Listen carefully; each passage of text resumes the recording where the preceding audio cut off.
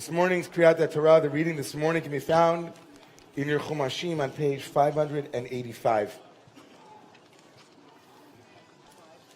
585. I want to welcome anybody and everybody who is here for the first time. I just also want to let you know, since it's your first time, you might not know the customs of the community. If there's anything really important that you need to share with each other, Torah, those kinds of things, if you could take it outside, that would be great. We know that people are inspired to speak with one another around Torah and other insights. But for now, we'll keep the talking to a minimum, and we'll turn to page 585. So 585.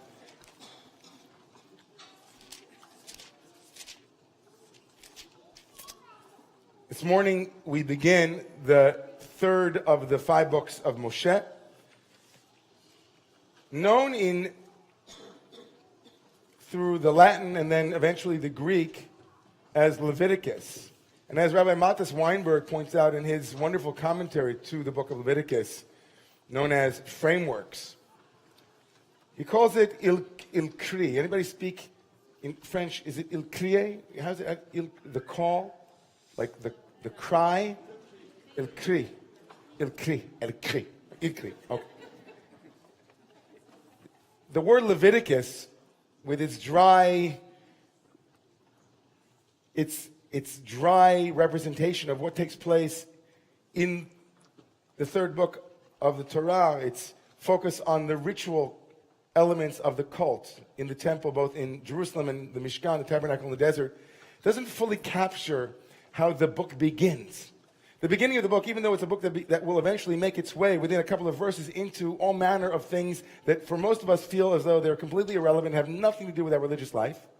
Things like slaughtering cattle and sheep, the technology of the day, as Rav Zalman used to call it, the barbecue culture of religious identity. For many people, we gloss over the profoundly unique way that the third book begins. It doesn't begin with Leviticus, with the rules of the Levites, the Levitical code, but begins with, as the French translation, Vayikra, Il Kri. The Hebrew name for this book is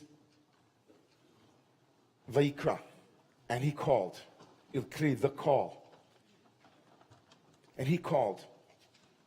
It's a strange moment in a book that will eventually make its way into legality and into all manner of execution, of details being appropriately done in the right way for the Levitical priest and the priest and Levitical priesthood. It begins with this word, Vayikra. And as I spoke about last night, Vayikra is, and he called, and it's strange, because the call seems to be superfluous. This call seems to be the kind of call that if you read the Torah carefully, it seems to come out of nowhere. The unnecessary element of calling Moses when Moses was already in dialogue with God. Moses was already in a conversation with God. There was already communication. And all of a sudden the Torah stops and says, and God called to Moses from the tent of meeting, from Ohel Moed, from the fully operational Mishkan, tabernacle, which led to a number of interpretations on the manner and the meaning of the call. One interpretation of the call is that the call is Lashon Chiba. To call someone in this particular valence of this word means, and God intimately and lovingly spoke to Moshe. God lovingly addressed Moshe, who was standing outside of the Ohel Moed. And as I said last night, there's significance in our own way, in our own midot, in our own character traits, how we speak to someone who feels like they are on the outside. Moshe has built the tabernacle and now stands outside of the very structure that he built, and God understands that, and God says, Vayikra, and God calls him. Another valence of this Vayikra is that, as Rashi, the great medieval exegete, points out, Vayikra teaches us, Yachoz lo haya kriya ela lidibur zeh, uminayin lechol hadibrot shebetorah Talmud Amar me'or moed, that there is a kriyah. Whenever God spoke to Moshe, there was a kriyah. It's not always expressed, but there's an implicit kriyah whenever God spoke to Moshe. But what was the purpose of the kriyah? Not preciousness, not love, but something else, says Rashi. Yechol af lahafsakot, Talmud lomar vayidaber, ledibur hayta kriyah, v'lo hayta kriyah lahafsakot. Rashi says that God speaks to Moshe. And whenever God spoke to Moshe, God spoke by prefacing with a call, saying, Moshe, or hello, are you there? But God didn't always call to Moshe. There were times in the Torah where there was blank, there was nothing, there was a pause. There's a hafsakah, there's some kind of recess between a moment of divine speech and Moses' ability to integrate that speech.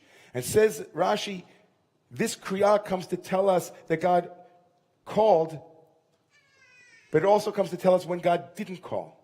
God was not always calling. There were moments in the text that are expressed as a pause. You can see it when you look inside of the Torah. You'll see that there's a space, sometimes 9 letters, sometimes a full paragraph break. There are breaks in the Torah. God called to Moshe, but didn't always call to Moshe, says Rashi, because there was a need for a pause. There was a need to stop and to integrate and to digest and to assimilate and to take in. Moshe couldn't always be on. He needed to be able to say, God, I got it. That was a big download, and now let me handle that. I'm working on it. There was a need for a revach, says Rashi, quoting the Sifra. A revach, some kind of like expanse. Man, I'm telling you, I love this teaching. Even Moses, who got like Verizon, like high speed, it was like with an optic fiber, he was getting a download, it was coming clear, even Moshe needs to say, okay, God, I got it. Break, pause. That even the greatest student needs time to step away and to say, I think I need some integration time. The third book of the Torah is the book that youngsters throughout Jewish history, if you were to look at the pedagogy, the educational pedagogy of the traditional Jewish learning cycle, you didn't start young children with what would seem to be the most natural place to start Chumash with them, which would be Breshit, with Genesis. You began here. This would be the first place that children learn Torah. And the Midrash says the reason for that, the rabbinic lore is Yavo Toharim v'yasok b'taharot. Let the pure ones come and be involved with pure things. The elements of the cultic service that purified the individual, that cleansed them. But Matis Weinberg points out, I think it's much more likely to begin here because of this teaching. To teach every student that sometimes you need to take a pause. Take a breath.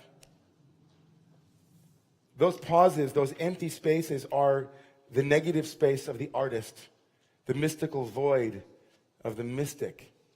It is the space where we are, as a friend of Rollo May said, poetry for me is the space between words.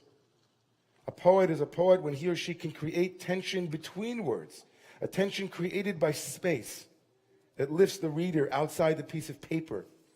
Or as he quotes here, I think a very beautiful teaching, we know that in our tradition there are black letters and then there are white letters in the Torah. The white letters are the spaces between the letters in the Torah. The importance of giving ourselves a pause. Not always having our foot on the accelerator. Not always having ourselves going at full tilt. It's a powerful lesson as the book of Vayikra opens. And it's also a powerful lesson as we make our way towards Passover in over a week. That there is a Pesach. There is an opening. There is a space that happens when we give ourselves the appropriate integrative period. When we don't rush at the end of something into the next moment. And how hard a lesson that is for all of us who are multitasking and multi-this and multi-this, have 4 different screens because the market is always going. Life is always moving. There's always another moment to post something and to get it out there. But if we don't take our foot off the accelerator, we crash. And we are the ones who are responsible to take the foot off and put it on the brake. I was listening to Malcolm Gladwell. I'm sure many of you know Malcolm Gladwell. The author has a wonderful podcast called Revisionist History. I recommend it highly. And we were listening to it last week. I listened to it, and then I told my kids about it, and they said they wanted to listen to it, and they didn't understand any of it. I'm happy. But it was a bit of a tragic story. But if we can lift something positive from it, I'm hoping that we can. He was looking at the Toyota recall in 2009 through 2011, where Toyota recalled millions of cars and paid billions of dollars in lawsuits for what was called the unintended accelerator incident. Some of you might remember this, where an accelerator pedal would unintentionally accelerate and it would floor open throttle, which means it was all the way down to the floor, right? All the way down to the floor, and they couldn't stop it. They theorized that maybe it was that there was a mat that was getting the accelerator stuck, and so people didn't realize there was a mat there.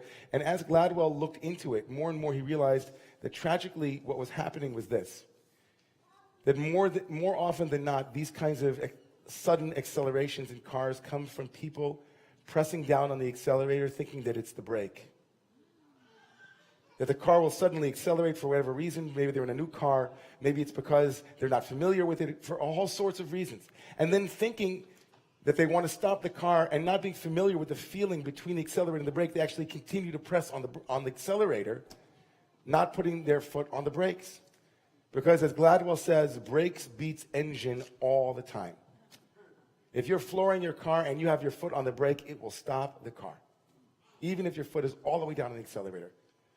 90% of the time at least, maybe more, 99% of the time. It's a very powerful image. I'm sitting with that all week, and I know it's so tragic, but I'm trying to glean something something for me in my life, and I heard Torah in that. I heard that sometimes I think I have my foot on the brake, but I really just keep going. Sometimes in my life, I think that I can take in more, but I can't. And I need a break. I need to step away from something that's so intense, something that just needs me to say, I got it, but now I need to take it in. We do this at the end of songs, sometimes in synagogues. We'll sing a song together. There'll be this rich, rich experience, right? And all of a sudden we'll be thinking, okay, what's next? In our lives, we'll be out of a job and we'll think to myself, I'm a day out of a job, I'm freaking out. I'm out of a relationship for a week. I'm freaking out. Vaikra elav. And God spoke to Moshe, but not always. God didn't always call because there was a hafsaka. There was a need for some kind of break, some kind of pause, some kind of exhale, some kind of period where there can be integration. So I'd like to call forward this morning for the group Aliyah, those in the community who need some strength in taking a well-intended and well-meaning and a very conscious pause in something in their life. They've learned, they're learning, and they keep adding and adding and adding instead of stopping. If you need support, if you need a blessing from the Torah this morning of God saying to Moshe, I will give you information, but then you have to integrate it and assimilate it and chew on it. If that's where you are in your life this morning, I invite you to come join us at the Torah for the first Aliyah.